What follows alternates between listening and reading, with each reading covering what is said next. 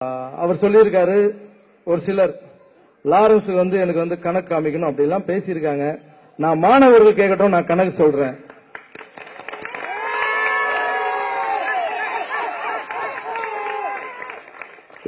என்னுடைய மாணவர்களும் என்னுடைய இளைஞர்களும் என்னுடைய மக்கள் கேட்கட்டும், நான் கணக்கு சொல்றேன். நீ யார் என்ன கேட்கறதுக்கு? நாங்க அரசியலுக்காக பண்ணலையா? நாங்க என் மாணவர்கள் கூட பேசியிருந்தாங்க, நான் கேட்டேன், அது சூப்பரா பேசினாங்க.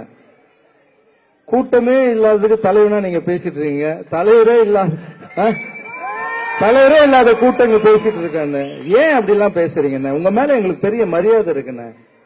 வெளியெல்லாம் போய் அப்படி பேசாதீங்க. நீங்க தான் எங்களை வளர்த்தணும், நீங்க தான் வாழ்த்தணும். நீங்களே இந்த மாதிரி பண்ணா நல்லது பண்ணறதுக்கு நாங்க எப்படி வர முடியும்? அதுக்கப்புறம்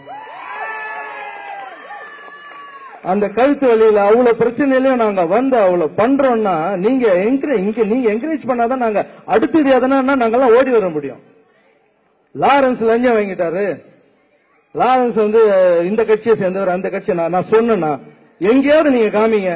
நான் இவங்களை சப்போர்ட் பண்றேன்னு சொன்னா நான் தமிழ்நாட்டை விட்டே போயிடுறேன். நான்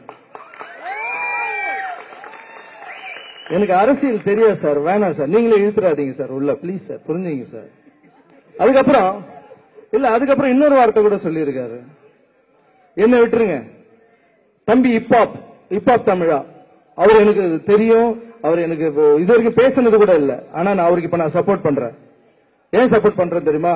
அவருடைய பாட்டு இந்த வெற்றிக்கு ஒரு முதல் காரணமா இருந்திருக்கு. அவெல்லாம் வளர்ந்து வர தம்பிங்க, அவெல்லாம் நம்ம ஊர்ல பிறந்து நம்மளுக்காக போராடுற பையன். அவனை போயிட்டு லஞ்சம் வாங்கிட்டான் பேசுறீங்க சார். எங்களுக்கு அரசியல் தெரியாது சார். ஓபிஎஸ் சார் வீட்டுக்கு போய் பர்மிஷன் வாங்கி வரலான்னு போனோம். அங்க போனா இப்படி நடக்கணும்னு ஃபர்ஸ்ட் அனுபவம் சார் எனக்கு. இப்ப தமிழ தம்பிக்கும் அப்படிதான், ஒரு சிலருக்குலாம் அப்படிதான்.